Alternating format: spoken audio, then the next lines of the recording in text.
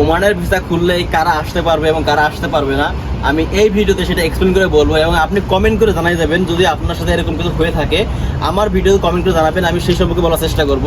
এবং ওমানের ভিসা খুললে আসলেই কারা আসতে পারবে এবং কারা আসতে পারবে না। এখন ওমানের ভিসা খুললেই কারা আসতে পারবে, এখানে 3 ক্যাটাগরির মানুষ আছে। এক ক্যাটাগরির মানুষ আছে যারা দীর্ঘদিন অবৈধ ছিল ওমানে, অনেকদিন মানে দীর্ঘদিন মানে বৈধ পতাকা রাখে নাই, মানে অবৈধভাবে কাজ করছে, পুলিশে ধরে পাঠাই দিছে, এটা হচ্ছে এক ক্যাটাগরি। আর এক ক্যাটাগরির মানুষ আছে যারা নিজের ইচ্ছায় ধরা দিছে, নিজের ইচ্ছায় ধরা দিয়ে আউটপাস নিয়ে বাংলাদেশে গেছে, একটা হচ্ছে এক ক্যাটাগরি। আর এক ক্যাটাগরি একদম নতুন, তাদের কোনো রেকর্ড নাই বা ওমানে তাদের কোনো কিছু রেকর্ড নাই যে তার নামে কিছু কেস বা মামলা ছিল, এগুলো কিছুই নাই। তো তারা রিল্যাক্সে আসতে পারবে যদি ভিসা খোলা হয়, তাদের কোনো রিকমেন্ডস নাই। আর 2টা ক্যাটাগরির লোক আছে যেগুলো বললাম, যে একটা ক্যাটাগরি হচ্ছে আউটপাসে বাংলাদেশে গেছে নিজের ইচ্ছায়, আর একটা ক্যাটাগরি হচ্ছে ওমানের পুলিশ আরোপি তাকে ধৈর্য বাংলাদেশে পাঠাইছে। তো দুইটা হচ্ছে 2 ক্যাটাগরি। আর এক ক্যাটাগরি তো নিউ, এটা তো বলার কোনো নাই যে সে আসতে পারবে কিনা, সে এমনিতেই আসতে পারবে, তার ভিসা হইলেই আসতে পারবে, তার কোনো রিকোয়ারমেন্টস লাগবে না, তার কোনো চেক করার কোনো প্রয়োজন নাই। এখন 2 ক্যাটাগরি মানুষ কনফিউজ থাকে, আসলে অনেক সময় কমেন্টও করে জানান যে আসলে আমি আসতে পারবো কিনা, ওমানের ভিসা খুললে কি আপনি আসতে পারবেন কিনা। তো তাদের অনেকেই কনফিউজ থাকে, অনেকেই এই বিষয়টা জানেও না। তো আমি সেই 2 ক্যাটাগরি মানুষ নিয়ে বলবো যে কারা আসতে পারবে। তো ফার্স্ট ক্যাটাগরি হচ্ছে যারা ওমানে ছিলেন, যারা দীর্ঘদিন ওমানে ছিলেন এবং অবৈধভাবে কাজ করছেন, মানে ভিসা পতাকা ছিল না, হয়তো বা আপনি কোনো ওমানের স্পন্সর আইডি কাজ করছিলেন, সেখান থেকে পালাই গেছিলেন, পালাই যে আপনি অন্য জায়গায় কাজ করছেন, কোনো মানে আইডি কার্ড বানান নাই বা কোনো পতাকা বানান নাই।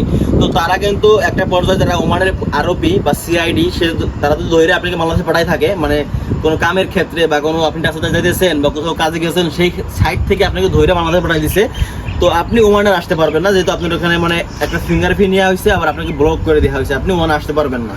হ্যাঁ, ওমানে কারা আসতে পারবে আবার আর একটা ক্যাটাগরি আছে, মানে 2 নম্বর ক্যাটাগরি হচ্ছে যারা ওমানে অবৈধভাবে ছিল এবং ওমান সরকারের যে একটা সুযোগ ছিল, মানে একটা অফার দিয়েছিল যারা অবৈধ আছেন, যারা দীর্ঘদিন অবৈধভাবে কাজ করছেন বাইরে, তাদের আউটপাসের একটা মানে একদম ফ্রি জরিমানা, মানে কোনো কেস মামলা জরিমানা থাকলে মানে একদম মাপ করে বাংলাদেশে পাঠাই দিছে বা ভিসা মানে নতুন করে রিনিউ করার জন্য সুযোগ দিছে। সেই সুযোগকে যারা বাংলাদেশে মানে নিজের ইচ্ছায় ধরা দিয়ে গেছে বা নিজের ইচ্ছায় ধরা দিয়ে ভিসা অন্য জায়গায় লাগাইছে, তো তারা কিন্তু আবার ওমানে আসতে পারবেন। যারা নিজের ইচ্ছায় মানে ওমানে সরকারের যে একটা 1 বছরের যে একটা লিমিট ছিল যে আউটপাসে কোনো জরিমানা নাই, কোনো জরিমানা থাকলে পরে তারা মাফ করে দিবে বা বৈধ হওয়ার সুযোগ করে দিবে, তারা যদি এরকম হয়ে থাকে তারা ওমানে আবার আসতে পারে, তাদের কোনো মানে ব্লক নাই, তাদের 1 বছরও ব্লক নাই, 2 বছরও ব্লক নাই। এবং যারা মানে কোনো এক প্রতিষ্ঠানে কাজ করছিলেন দীর্ঘদিন, সেখান থেকে পলাই গেছিলেন, পুলিশ ধরে আপনার বাংলাদেশে পাঠাই দিছে, সেখানে আপনার যদি ফিঙ্গার নিয়ে রাখে আপনি আর ওমানে আসতে পারবেন না। এখানে আপনার ব্যান থাকে, 2 বছরের ব্যান থাকে, 5 বছরের ব্যান থাকে, এমনকি আজীবনের জন্য ব্যান থাকে। তো যারা কনফিউজ ছিলেন যে আসলে যারা পুরান লোক ছিলেন ওমানে কাজ করে গেছিলেন বিদেশে, বাংলাদেশ চলে গেছিলেন বিদেশ থেকে, তো তারা আবার আসতে পারবে কিনা।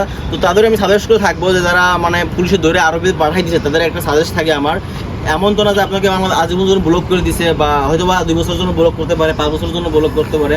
তাদের আমি ওমানের ভিতরে যখন খুলবে বা খোলার পরে আপনারা কিন্তু অনেক আগ্রহ করে আছেন যে ওমানে আসবেন, তাদেরকে আমি রিকোয়েস্ট করি যে আপনার পতাকা আছে বা আপনার যে পাসপোর্ট ছিল, সেই পাসপোর্টটা দিয়ে কিন্তু আপনি ওমান থেকে চেক করতে পারবেন আসলে আপনি ওমানে ঢুকতে পারবেন কিনা। কোনো দালালের কথা শুনবেন না যে আপনি ওমানে আসতে পারবেন, আপনি দীর্ঘদিন ওমানে কাজ করছিলেন, এরকম কোনো বিলিভ করবেন না, প্রতারণা হইবেন না। আপনি যদি ওমানে দীর্ঘদিন কাজ করে থাকেন এবং আপনি ধরা খেয়ে বাংলাদেশে দাঁড়িয়ে থাকেন, আপনি আসার আগে আপনি ওমানে আপনার পতাকা বা লেবার কার্ড বা পাসপোর্ট দিয়ে আপনি ওমানের থেকে চেক করে দিতে পারবেন।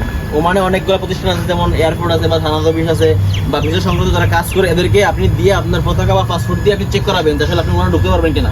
আপনাকে অনেকে মানে বলতে পারে যে এগুলো নাই, চলে গেছে। আপনি এবার কিন্তু ওমানে যখন এয়ারপোর্টে আসবেন, মানে আপনি যদি ব্লক থাকে বা আপনার যদি ফিঙ্গার নিয়ে থাকে, যদি ব্লক লাগাই থাকে, আপনি কিন্তু ওমানে আসতে পারবেন না। হয়তো বা বাংলাদেশের এয়ারপোর্ট থেকে আপনি ওমানে আসতে পারবেন, বাট ওমান এয়ারপোর্ট থেকে আপনি ফেরত দেওয়া হবে।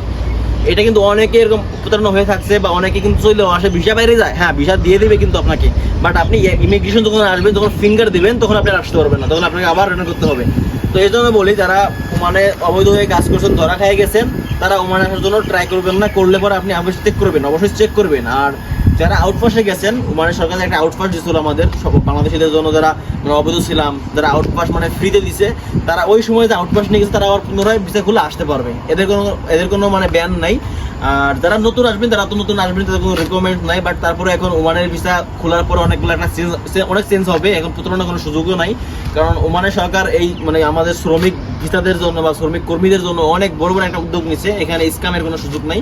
তো যারা এখন মানে আমার ভিডিও কমেন্ট করে জানাবেন আসলে আপনি ওমানে ধরা খেয়ে গেছেন নাকি আপনি আউটপাসে গেছেন, তো কিভাবে আসলে ভালো হবে আমি সেই বিষয়ে আপনার জানানোর চেষ্টা করবো, বাট কমেন্ট করে জানাবেন।